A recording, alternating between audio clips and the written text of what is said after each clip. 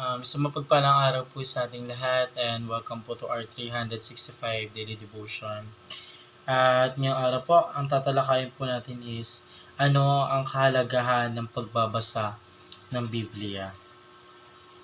So para sa ating concept po, ito po patungkol po sa dictation. So, the dictation theory of the Bible is the view that God dictated every word of Scripture to the human author. So, ito po yung sinasabi sa dictation po. Ito daw po yung pinalagana po ng ating Panginoon Diyos sa salita po ng Biblia. Then, dinictate niya po ito sa mga Scripture human po. O yung mga sulat po natin, katulad po nila Apostles po. So, sabi rin dito po, who acted as mere passive Scripture of Socrates. According to this theory, the writers of the Bible had not personal input of influence on the text. They simplified recorded exactly what God said, word for word, as if talking there. Kasi pinagkaiba po dito, bilang isang Kristiyano, is iba po yung paniniwala po namin pagdating po sa dictation po ng pasalita po ng ating Panginoon Diyos. Hindi po siya, sa kanila po is word to word, pero sa amin po hindi po siya word to word po. Ito po ay sa pamamagitan po ng Espiritu po na nasa atin po at ginaguide po tayo nito kung paano po aralin po yung salita ng ating Panginoon o paano po sulatin.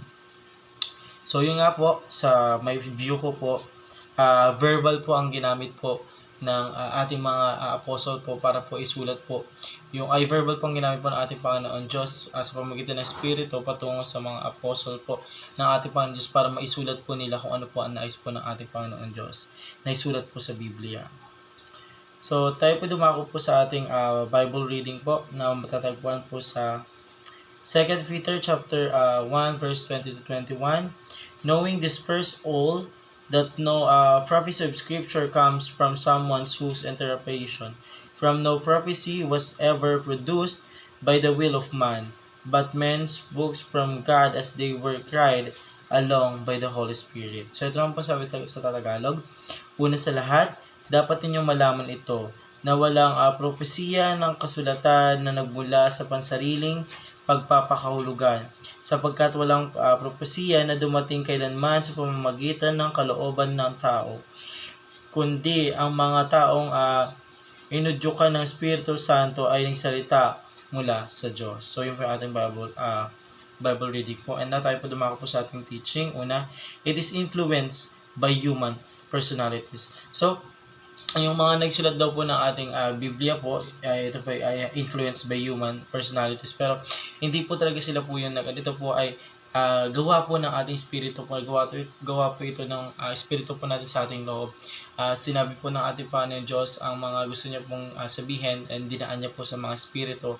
At ginamit niya po yung mga influence human po para isulat po yun. So, dito po sa teaching number 2 po, it is God very word. So, lahat daw po ng mga influence human po or mga nagsulat po is galing po sa salita po ng ating Panginoon Diyos. So, sabi ito, God very word po. So, true verbal po ang ginamit po ng ating Panginoon Diyos sa ating Espiritu para masulat po yung mga nais po niya sa Biblia. And hindi ito po not merely human ideas or hindi lamang po katang isip ng mga tao or ng mga apostle na isulat po yung Biblia. So, hindi po yung human ideas, but God ideas po. So, pangatlong katawan po, it is fully inspired, reliable, and authoritative. So, yung Biblia daw po ng mga sulat is fully inspired po sa ating Panginoon Diyos, then reliable po sa ating Panginoon Diyos, and ang huli po is authoritative po. So, meron po talagang author or meron po talagang pinagmulan ang salita po na meron po sa ating Biblia at yun po yung ating Panginoon Diyos.